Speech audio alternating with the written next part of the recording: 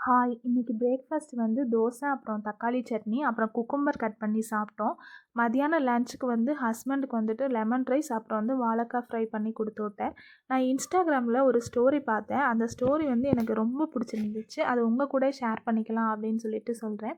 அது என்ன ஸ்டோரி அப்படின்னா, ஒரு சின்ன பையன், ஒரு 10 வயசு இருக்கும். ஒரு திமிரு பிடிச்ச பையன் அந்த பையன். அவன் என்ன பண்ணியிருக்கான் அப்படின்னா, ஒரு நாய் இருந்திருக்கு. அந்த நாயை யாருக்குமே தெரியாமல் நைஸாக ஊசி வச்சு குத்திட்டே இருந்திருக்கான். டெய்லி டெய்லி அந்த நாய போய் குத்திட்டே இருந்திருக்கான். அந்த நாய்க்கு வந்து வலிச்சிருக்கு, இருந்தாலும் பொறுத்துட்டு இருந்திருக்கு. ஒரு நாளு ரொம்ப நறுக்குன்னு அந்த நாய வந்து ஊசிய வச்சு குத்திட்டான். அது வந்து அந்த நாய்க்கு வந்து பொறுக்க முடியாம திருப்பி அந்த பையன பார்த்து கொலைக்க ஆரம்பிச்சிருச்சு. உடனே இந்த பையன் என்ன சொல்லிட்டான், "அந்த நாய நான் எதுவுமே பண்ணல. அந்த நாய் தான் என்ன கொலைக்குது, கடிக்க வருது." அப்படிங்கிற மாரி எல்லா தப்பையும் அந்த நாய் பக்கமே திருப்பி விட்டுட்டான். அத பார்த்துட்டு இருந்த சுத்தி இருந்தவங்க எல்லாரும் அதுதான் உண்மைன்னு சொல்லிட்டு, அவங்க எல்லாருமே அத நம்பிட்டாங்க.